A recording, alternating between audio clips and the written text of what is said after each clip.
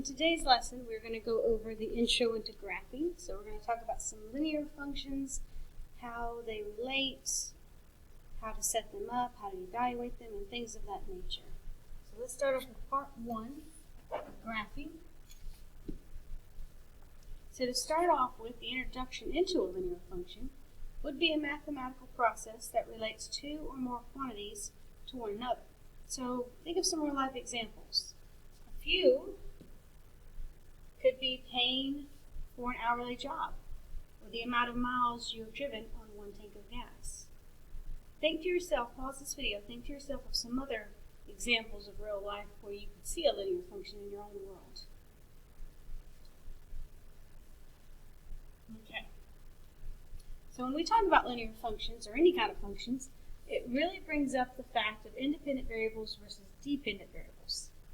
Independent variables are independent. They do not rely on the values of other expressions. The value actually determines the value for the other variable. So in other words, your independent variable would be your x points, x values. Now the dependent does depend on what the independent is. So it changes with respect of the independent value. Or in other words, it changes with whatever x value you plug in.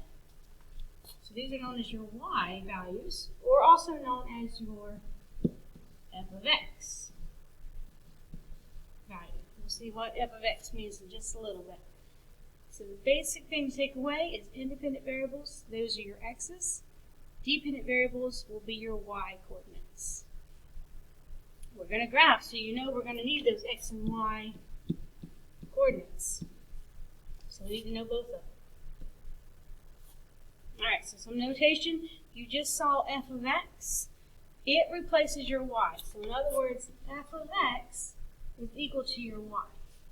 We're just going to start writing it as f of x, because we're going to want to plug in x values, or we're going to want to plug in independent values to find those dependent values.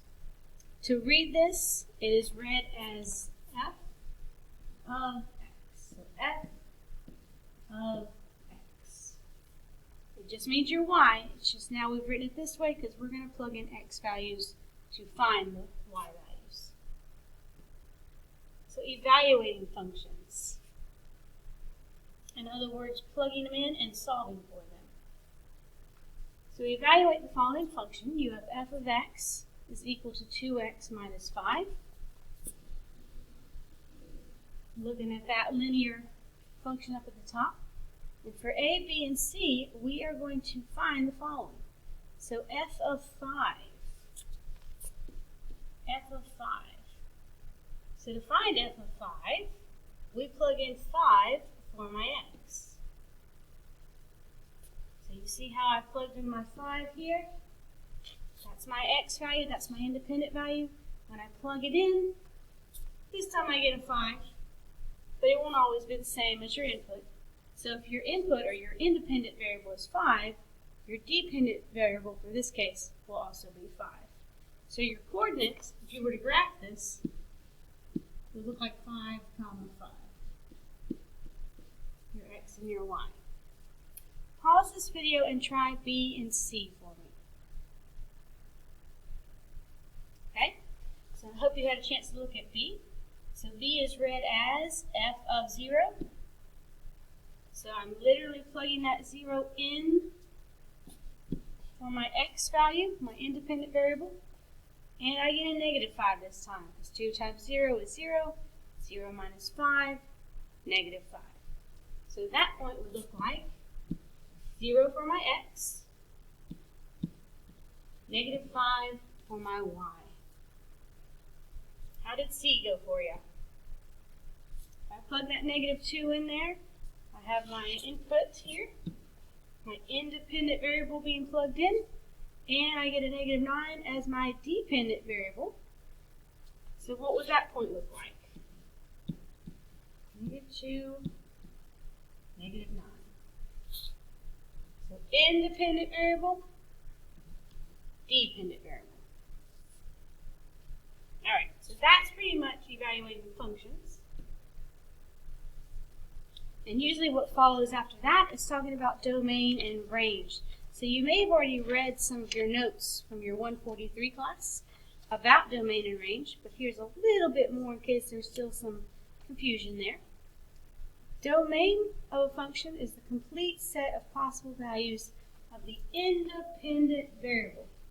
So remind yourself, what was the independent variable? Was that your x or was that your y's? Those were your x's. So in other words, you're looking for the complete set of possible x values that will make that function work, whatever the function may be. Let me erase that x there. I said it before, I actually had it come up on the board. So the domain is the set of all possible x's, or x values, that will make the function work. So the key word here is work. We'll talk about that with some of the word problems. Work means I want them to be realistic. I want it to actually work in real life. And we'll make the outputs real y values. And you'll see that in part 2 of this when you have to set up your own function, your own equation. We'll see how the domains and ranges, how we're looking for the real world values, not just made up ones. We want ones that work. So the main thing to take away here is the domain. They are your x values. So if domain is your x values, what do you think y might be? That will be our range. So the resulting y values, after substituting all of the possible x values, give you your range. So you see down here at the bottom of the graph, your domain, or maybe I have an x there, I have an x there, x there, x there, and so on. So let's throw in some numbers here. Let's say that's 6 and that's 10. Your domain for this would be all x's that are between 6 and 10. And to write that, we want to use our inequalities. I don't know if you remember the inequalities back in the day, but those are your greater than, less than. So what the first one here is saying, what this guy is saying, is x's that are greater than 6. And that works, because there's an x at 6. Let's say maybe that's 7, maybe that's 8, maybe 8.5, something like that. But there is a cutoff, because it stops at 10. So that's where I get my x is less than or equal to 10. That would be the domain of that guy, how you would write it. Now for your range, that will be all of your y values.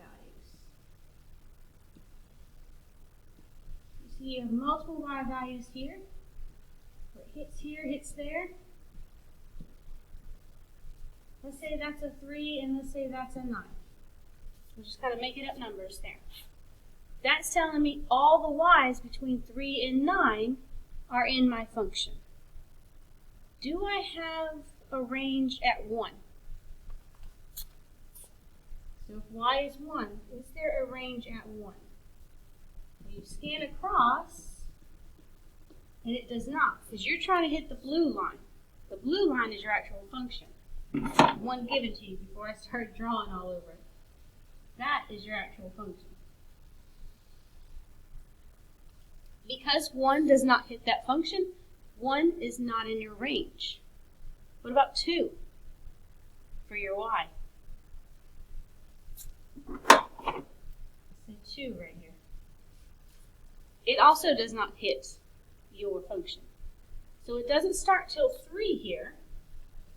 That's where I want my 3 at. I do have a point at 3.